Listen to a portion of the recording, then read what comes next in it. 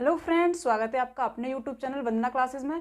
तो आज है दिनांक 19 मार्च और 19 मार्च से संबंधित जितने भी करंट अफेयर के क्वेश्चन बने हैं उन सभी क्वेश्चंस को आज हमने अपनी इस वीडियो में लिया है। वीडियो बहुत ही महत्वपूर्ण और शानदार होने वाली है क्योंकि जितने भी हमने कुछ क्वेश्चंस लिए हैं वो बहुत ही जो इंपॉर्टेंट आपके आगामी परीक्षाएं आने वाली हैं उनके लिए इंपॉर्टेंट क्वेश्चन रहेंगे। तो आइए अपनी क्लास को स्टार्ट करते हैं। उसी के साथ में क्वेश्चन नंबर फर्स्ट है, हाल ही में किसे सरस्वती सम्मान 2022 से अभी सम्मानित किया गया है। इंपॉर्टेंट क्वेश्चन है और आज का एकदम जो कि फर्स्ट नंबर का क्वेश्चन है वह यही है और इम्पॉर्टेंट क्वेश्चन है। तो आज का जो कि सरस्वती सम्मान से सम्मानित किया गया अभी शिवशंकरी को। तमिल लेखिका है शिवशंकरी और सूर्यवंशम इनकी आत्मकथा है और उनसे अभी जो कि 2019 में इन्होंने लिखी थी और उससे अभी इन्हें सम्मानित किया गया है। इसके साथ में ही यह जो कि सरस्वती सम्मान है बिड़ला फाउंडेशन के द्वारा इसे दिया जाता है और इसमें जो कि पुरस्कार राशि है 15 लाख इसकी राशि रहेगी। 15 लाख राशि है इसकी और यह इनको प्रदान की गई है। इसी के साथ साथ जो बिड़ला फाउंडेशन है उसके द्वारा भी बिहारी पुरस्कार प्लस जो कि एक व्यास पुरस्कार है और सरस्वती सम्मान पुरस्कार, तीनों ही पुरस्कार व्यास जो कि बिड़ला फाउंडेशन है उसके द्वारा प्रदान किए जाते हैं। अभी हम इनकी तरफ देखेंगे जो कि हमारे ऑप्शंस हैं। तो ऑप्शंस में रामदर्श मिश्र हैं, उनको 2021 के लिए सरस्वती सम्मान दिया गया है। श्री ज्ञान चतुर्वेदी हैं तो इनको अभी व्यास सम्मान दिया गया है, व्यास सम्मान दिया गया है। और दामोदर मौजो तो इनको अभी 57वां ज्ञानपीठ पुरस्कार प्रदान किया गया था। तो ये हमारे इंपॉर्टेंट जो कि रिसेंटली प्राइजेस मिले हैं ये आपको याद रखने हैं क्योंकि ये इंपॉर्टेंट क्वेश्चन है और इनसे कम से कम 2 या 3 क्वेश्चन यहाँ से बनेंगे। इसके साथ में ही अभी जो नेक्स्ट क्वेश्चन है, हाल ही में ईरानी कप 2023 अभी किसने जीता है। ईरानी कप 2023 जीता है अभी रेस्ट ऑफ इंडिया ने। मध्य प्रदेश को हराकर इन्होंने ये ट्रॉफी जीती है। 30वां इसका संस्करण है, यह 30वां इसका संस्करण है। ग्वालियर में इसको खेला गया है और यह 1959 और 1960 के बीच में इसको शुरुआत में इसको स्टार्ट किया गया था। ये सारी चीज़ें आपको रेस्ट ऑफ इन मतलब जो ईरानी कप है उससे याद रखनी है। इसके साथ साथ में ही यह जो भारत में होने वाले प्रतिष्ठित घरेलू मैचों में से एक है ईरानी कप। अब इसके बाद में ऑप्शंस को देखेंगे तो मध्य प्रदेश, पहले तो मध्य प्रदेश को अभी ईरानी जो कप है उसमें रेस्ट ऑफ इंडिया ने मध्य प्रदेश को हरा के ये खिताब जीत लिया है। उसके बाद में मध्य प्रदेश में अभी राष्ट्रीय चैंपियनशिप जो प्रतियोगिता हुई थी सीनियर हॉकी तो उसमें मध्य प्रदेश ने जीता है। मध्य प्रदेश ने उसको कर्नाटक ने जीता है। अभी संतोष ट्रॉफी हुई थी जो कि सऊदी अरब का एक शहर है रियाद, वहाँ पर इसको हुआ था और कर्नाटक ने उसको जीत लिया है। सौराष्ट्र को अभी जो कि रणजी ट्रॉफी का खिताब अभी सौराष्ट्र ने जीत लिया है। तो ये सारे ही घरेलू जो टेस्ट होते हैं वो हैं जो टूर्नामेंट वगैरह होते हैं मैच में, तो उन सभी को आपको याद रखना है। Madhya Pradesh, rest of India, Karnataka plus Saurashtra. और इसका भी का राष्ट्र आज का जो राइट आंसर है वो है ईरानी कप। इसके साथ में ही आज का जो कोई आंसर है वो है rest of India. Next question है, हाल ही में विपिन यूनिफॉर्म के पीछे एक इंसान नामक जो किताब है किसके द्वारा लिखी गई है। तो विपिन नाम से हमें याद होना चाहिए, विपिन थे पहले CDS जो कि हैं भारत के चीफ डिफेंस जो कि स्टाफ से नियुक्त किए गए थे, पहले CDS थे। तो इसको लिखा गया है बिस्वात रावत के द्वारा इसको लिखा गया है और पेंगुइन द्वारा ये रचित है और इसको अभी जो कि भारतीय रक्षा मंत्री हैं राजनाथ सिंह उनको इस वाली बुक को समर्पित कर दिया गया है विपिन जी की याद में। अभी विपिन के बारे में जो विपिन रावत जी हैं उनके बारे में एक फैक्टर बताती हूँ कि नेपाल का जो श्री मुक्तिनाथ मंदिर है वहाँ पर विपिन बेल लगाई गई है, विपिन जो कि रावत हैं उनकी याद में। उसके साथ साथ ही अभी यहाँ पर विपिन जो रावत थे उनका हेलीकॉप्टर क्रैश में इनका निधन हुआ था और ये गोरखा जो रेजिमेंट है उससे यह संबंधित थे, मतलब उस बटालियन में थे। ऑप्शंस की तरफ देखेंगे तो सलमान रुश्दी जो कि विक्ट्री सिटी इनकी बुक है तो उसको भी लिखा था सलमान रुश्दी ने। एस जयशंकर भारत के विदेश मंत्री हैं, प्लस इन्होंने मोदी के ऊपर जो कि प्रधानमंत्री मोदी जी हैं उनके ऊपर कई बुक लिखी हैं, जिसमें से अभी रिसेंटली बुक लिखी है Modi shaping global order in a flux, S Jaishankar के द्वारा लिखित है। JP नड्डा जो कि BJP के अध्यक्ष हैं उन्होंने इसका विमोचन किया है और राष्ट्रपति के सुषमा स्वराज केंद्र है उसमें इसको लॉन्च किया गया था इस वाली बुक को? काकी माधव राव। तो काकी माधव राव IAS अधिकारी हैं, पूर्व IAS अधिकारी, और इनके द्वारा ब्रेकिंग बैरियर जो पुस्तक लिखी गई है वो काकी माधव राव के द्वारा लिखी गई है। तो इसका आज का राइट आंसर है, ये है इस क्वेश्चन का C, विश्वास रावत। क्वेश्चन नंबर 3 है हाल ही में स्काई ट्रैक्स द्वारा जारी दुनिया के टॉप एयरपोर्ट्स की लिस्ट में कौन सा एयरपोर्ट शामिल हुआ है? तो अभी स्काई ट्रैक्स के द्वारा एक सूची जारी की गई है और उसमें दुनिया का जो दुनिया के जो शीर्ष एयरपोर्ट हैं उसमें से सिंगापुर का चांगी एयरपोर्ट है, और इसने लगातार 12वीं बार इस खिताब को अपने नाम पर कर लिया है बेस्ट एयरपोर्ट के मामले में।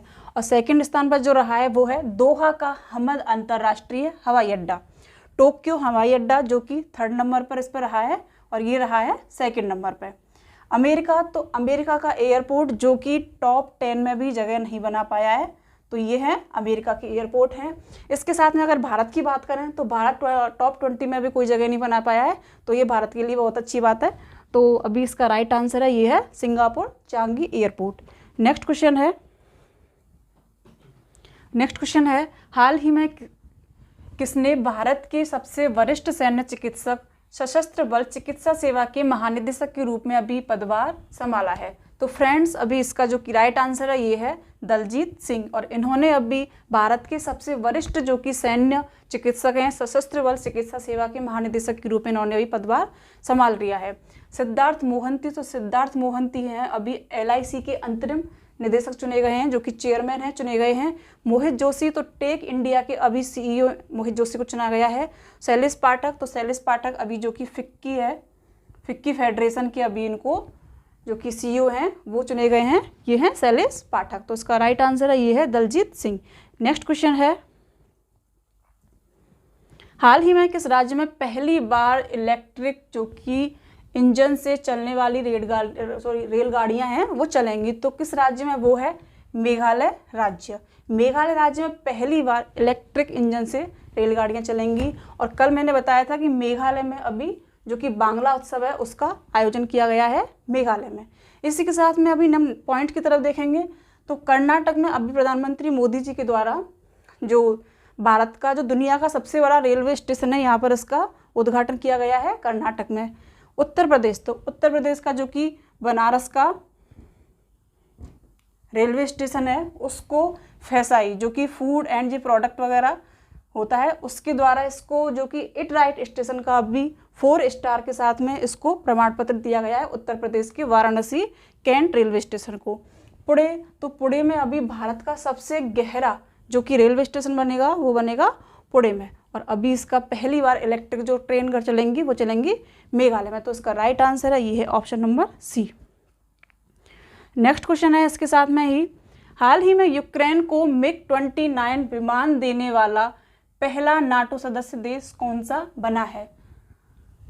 तो यूक्रेन को भी सब लोग परिचित होंगे यूक्रेन से। रूस और यूक्रेन का वॉर चल रहा है पिछले 1 साल से, और अभी इसको पहला जो नाटो का सदस्य बना है वो है पोलैंड। तो नाटो है, इसमें 3 सदस्य देश शामिल हैं 30, उसके साथ में इसके जो संस्थापक देश हैं वो भी इसमें शामिल हैं। अभी तो ऑप्शंस की तरफ देखेंगे तो डेनमार्क पहला ऐसा देश है दुनिया का जो कि CO2 को आयात करेगा, और जो कि सागर है जो कि महासागर हैं उसमें उसको जो कि वहाँ पर इसको दफन करेगा या फिर वहाँ पर इसको स्टोर करेगा। तो डेनमार्क ऐसा पहला देश बन गया है। इटली की अभी जो कि प्रधानमंत्री हैं वो हैं जॉर्जिया मेलोनी, और भारत का 8वां जो रायसीना डायलॉग हुआ था नई दिल्ली में उसमें इन्होंने पार्ट लिया था, और ये मुख्य अतिथि के रूप में अभी यहाँ पे भारत में आई थी। ब्रिटेन के प्रधानमंत्री हैं ऋषि सुनक, और इन्होंने अभी जो कि इलीगल माइग्रेशन बिल है उसको अभी इन्होंने स्टार्ट किया है, जो कि अवैध रूप से जो बाहर से लोग आते हैं उनके लिए इस प्रकार के बिल को उन्होंने स्टार्ट किया है। ब्रिटेन के प्रधानमंत्री हैं ऋषि सुनक उनके द्वारा। नेक्स्ट क्वेश्चन है हाल ही में कौन सा देश सबसे कम विकसित देशों की सूची से अभी बाहर हुआ है? तो ये है भूटान, और भूटान सबसे कम विकसित देश हैं उनकी सूची में से अभी इसको बाहर कर दिया गया है। तो ऑप्शन नंबर A इसका राइट आंसर है।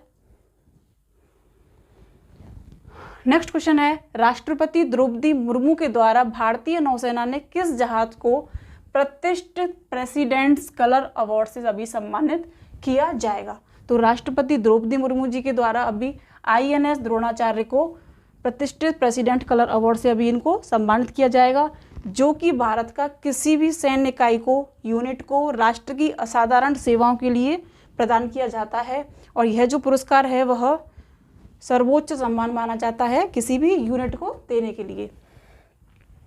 INS विक्रांता, तो INS विक्रांता पहला भारत का स्वदेशी जो कि पनडुब्बी है, वह भारत की पहली स्वदेशी एयरक्राफ्ट है, विक्रांता। INS बागीर तो अभी जो कि प्रोजेक्ट 75 है उसके तहत 5वें नंबर की है ये INS बागीर। इसको मैं एक बार आपको बता देती हूँ कि कलवरी के कलवरी, कलंज और खंडेरी, 3 जो कि पनडुब्बी हैं, उसके साथ में वेला, बागीर और वागीस। तो अभी बागीर जो 5वें नंबर की है वो है बागीर, उसके साथ में जो कि वागीस है वह 6 नंबर की पनडुब्बी है। और INS ध्रुव जो कि ट्रैकिंग शिप है, और ये INS ध्रुव, तो उसका राइट आंसर है वो है INS द्रोणाचार्य। उसके पहले मैं आपको एक चीज़ बताऊंगी, राष्ट्रपति द्रौपदी मुर्मू 15वें नंबर की राष्ट्रपति हैं, और महिलाओं में यह दूसरे नंबर की राष्ट्रपति हैं, प्लस जो कि अभी ये आदिवासी महिलाओं में यह पहले नंबर की राष्ट्रपति हैं। और अगर पूछ लिया जाता है कि कौन सी समुदाय से हैं, तो ये हैं संथाली समुदाय से। भारतीय नौसेना का जो कि स्थापना दिवस है 4 दिसंबर को मनाया जाता है। एडमिरल हैं इनके R हरि कुमार, इसके एडमिरल नौसेना के। नेक्स्ट क्वेश्चन है, बहुराष्ट्रीय सैन्य अभ्यास सी ड्रैगन 2023 जो कि ड्रैगन 23 है, किन देशों के बीच में अभी आयोजित हुआ है? तो अभी ये दक्षिण कोरिया, अमेरिका, भारत, कनाडा और सभी इन चारों ने संयुक्त रूप से इसको मिलकर किया है। दक्षिण कोरिया ने अभी जो नूरी रॉकेट है उसको लॉन्च किया है, प्लस 5G लॉन्च करने वाला पहला देश है दुनिया का। अमेरिका और भारत ने दोनों ने ही मिलकर एक उपग्रह लॉन्च किया है जिसका नाम है निसार, और इसे अभी भारत में भेज दिया गया है और सितंबर 2023 में इसको अभी लॉन्च किया जाएगा निसार को। एक और चीज़ है भारत से, एक और कि अभी G20 और SCO की अध्यक्षता भारत के द्वारा की जा रही है। इसके बाद में कनाडा, तो कनाडा है अभी डेनिस कप हुआ है पुरुषों का, तो अभी इसको कनाडा ने जीत लिया है। ये सारे फैक्ट आपको याद रखने हैं क्योंकि सारे ही इंपॉर्टेंट फैक्ट हैं परीक्षा में आने के लिए। हाल ही में दक्षिण एशिया में सर्वश्रेष्ठ हवाई अड्डा किसे घोषित किया है? तो ये लो अपना आ गया भारत का दक्षिण एशिया में सर्वश्रेष्ठ हवाई अड्डा किसे घोषित किया गया है? तो ये सारे भारत के हवाई अड्डे हैं, और इसमें अभी इंदिरा गांधी इंटरनेशनल एयरपोर्ट अभी इसको स्टार्ट, जो कि सर्वश्रेष्ठ हवाई अड्डा इसको कहा गया है। और अभी यहाँ पर ज्योतिराव सिंधिया हैं और उन्होंने अपनी यहाँ से एक परियोजना स्टार्ट की थी। इसी के साथ में ही इसके बारे में पढ़ेंगे हम, जो कि और अदर एयरपोर्ट है। तो केम्पेगौड़ा जो कि ग्रीन फील्ड में पहला इंटरनेशनल एयरपोर्ट है, 2023 में इसको अवार्ड मिल चुका है ग्रीन फील्ड के मामले में। कोच्चि इंटरनेशनल एयरपोर्ट पहला सौर एनर्जी से चलने वाला 100% इंटरनेशनल एयरपोर्ट है पूरी दुनिया में।